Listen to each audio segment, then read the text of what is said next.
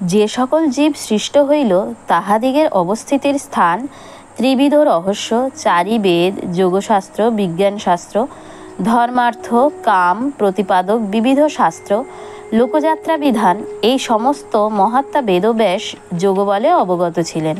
এই মহাভারতে অশেষ ইতিহাস ও বেদ প্রতিপাদ্য সনাতন ধর্ম এবং তত্ত্বজ্ঞান বিস্তরত ও সংক্ষেপত কথিত আছে।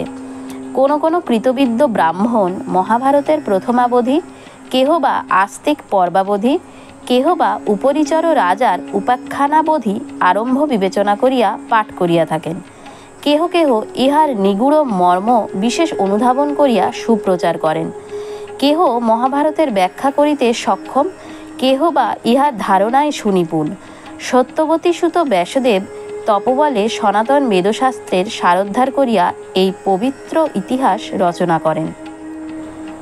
রচনা করিয়া কি প্রকারে শিষ্যদিগকে অধ্যয়নাদি করাইবেন এইরূপ মনে মনে চিন্তা করিতেছেন। ইত্যবসরে সর্বজ্ঞ সর্বশক্তিমান ভগবান প্রজাপতি ব্রহ্মা সত্যবতী তনয়ের চিন্তার বিষয় জানিতে পারিয়া তাহার প্রীতিবর্ধন ও লোকের হিতসাধনের নিমিত্ত তথায় আবির্ভূত হইলেন।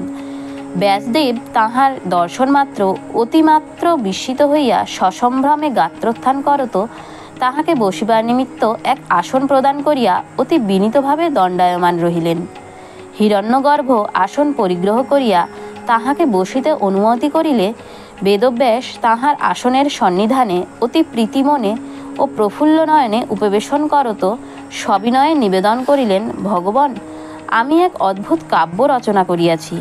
তাহাতে বেদ, বেদাঙ্গ, উপনিষদ এই সকলের সার সংকলন, ইতিহাস ও পুরাণের অনুসরণ ও ভূত ভবিষ্যৎ বর্তমান কালত্রয়ের সম্যক নিরূপণ করিয়াছি এবং জরা, মৃত্যু, ভয়, ব্যাধি, ভাব, অভাব ইহার নির্ণয়, বিবিধ ধর্ম ও আশ্রম লক্ষণের নিদর্শন, চাতুর্বর্ণ বিধান, তপস্যা, ব্রহ্মচর্য, পৃথিবী, চন্দ্র, সূর্য, গ্রহ, নক্ষত্র, তারা ইত্যাদিদের বিবরণ করিয়াছি।